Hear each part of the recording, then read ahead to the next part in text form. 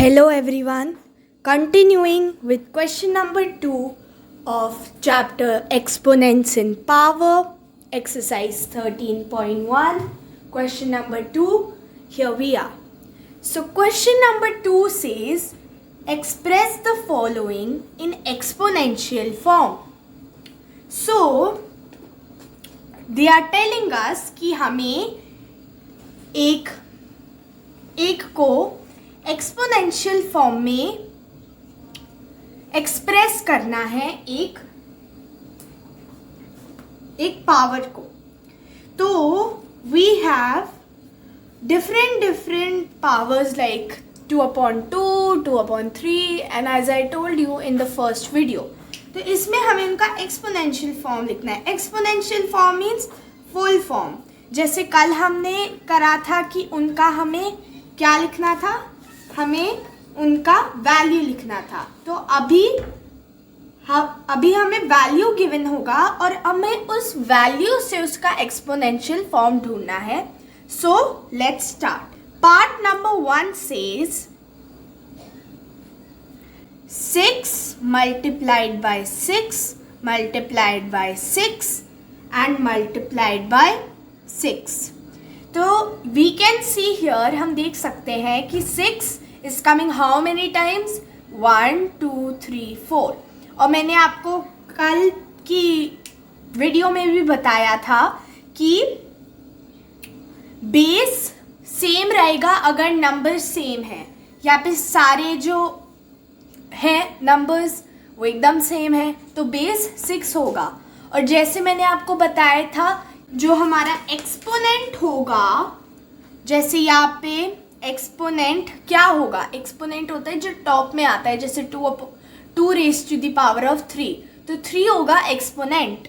तो ऐसे ही हमें इसका एक्सपोनेंशियल फॉर्म बनाना है. तो हम इसे कैसे बनाएंगे, हमें दिख रहा है कि 6 है सारी जगह तो हमारा बेस 6 होगा. तो हमने अपना बेस 6 लिख लिया.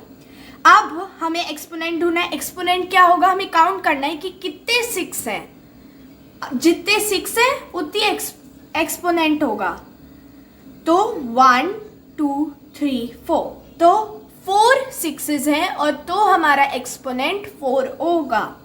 और 6 multiplied by 6 multiplied by 6 multiplied by 6 का एक्सपोनेंशियल फॉर्म होगा 6 raised to the power of 4. Now let's move on to the next part. Second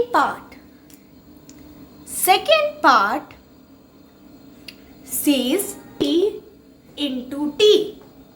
So t into t. Now यहाँ पे डिफरेंस है कि फर्स्ट वाले पार्ट में हमारे पास एक नंबर था और अब हमारे पास क्या है, एक वेरिएबल जो नंबर की जगह पे आया है. तो इसमें भी हमें कोई कंफ्यूज होने की ज़रूरत नहीं. सेम चीज़ हम करेंगे. हमारा बेस होगा t, क्योंकि t ही आ रहा है दोनों में, और हमारी एक्सपोनेंट क्या होगा, इन दोनों जितना नंबर है वो नंबर एक्सपोनेंट होगा. तो कितने t's हैं यहाँ पे, 1 2, तो हमारा एक्सपोनेंट भी 2 होगा. सो हमारा exponential form t into t का है t raise to the power of 2 और t square. Now let's move on to the third part. Third part में हमारे पास है b into b into b into b. तो हमारे पास 1 2 3 4 सेम चीज है. वेरिएबल आ रहा है नंबर की जगह, b है 4 टाइम्स. तो अब हमें पता चल गया हमारा एक्सपोनेंट क्या होगा और ऑब्वियसली हमारा बेस होगा b. तो b raise to the power of 1 2 3 4. b raise to the power of 4 है b multiplied by b multiplied by b multiplied by b का exponential form. In the fourth part we have 5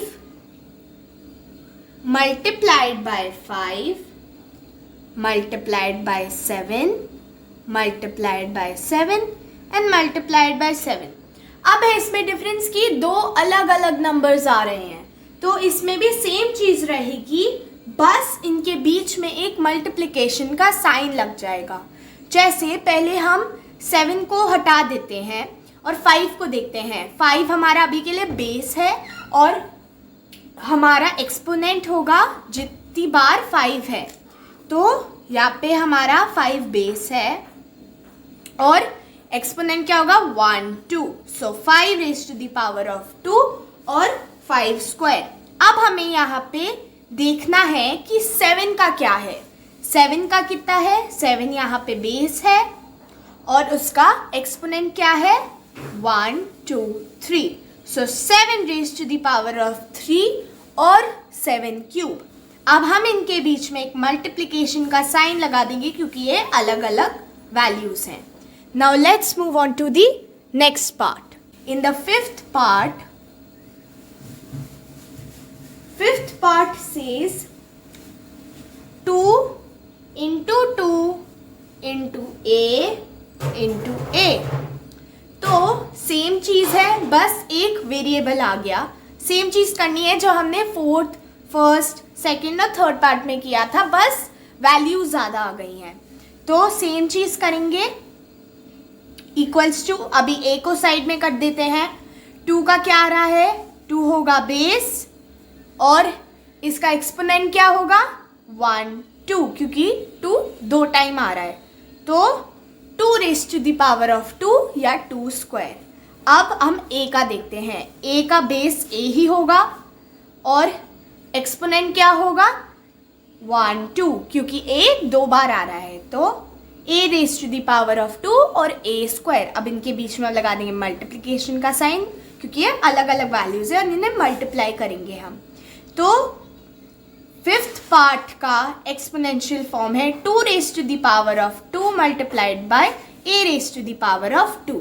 now let's move on to the last part. Last part है a into a into a into c into c into c into c into d। अब यहाँ पे value ज़्यादा है पर same चीज़ repeat होगी, तो अभी c और d के वैल्यूज़ को साइड में कर देते हैं, इन वेरिएबल्स को साइड में कर देते हैं और a को देखते हैं। a होगा हमारा बेस फर्स्टली, एक्सपोनेंट क्या होगा, जितनी बार a आ रहा है 1 2 3, सो एक्सपोनेंट है यहाँ पे 3, so a raise to the power of 3 या a क्यूब। अब हम c का देखते हैं।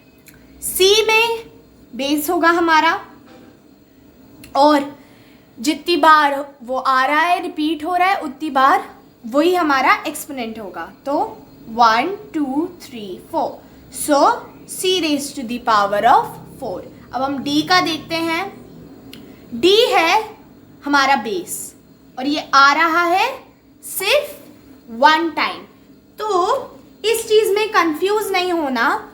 इस चीज़ में हमें क्या करना है कि अगर हमारे पास 1 वैल्यू है, सपोजिंग हमारे पास जैसे इसी में ले लेते हैं सिर्फ d है, सिर्फ और सिर्फ d है, तो हम इसे d raise to the power of 1 भी लिख सकते हैं, पर 1 जब भी वैल्यू होती है तब हम सिर्फ वेरिएबल या नंबर को भी लिख सकते हैं, तो ज़रूरी नहीं हमें d raise to the power of 1 ही लिखना है, हम d भी लिख सकते हैं।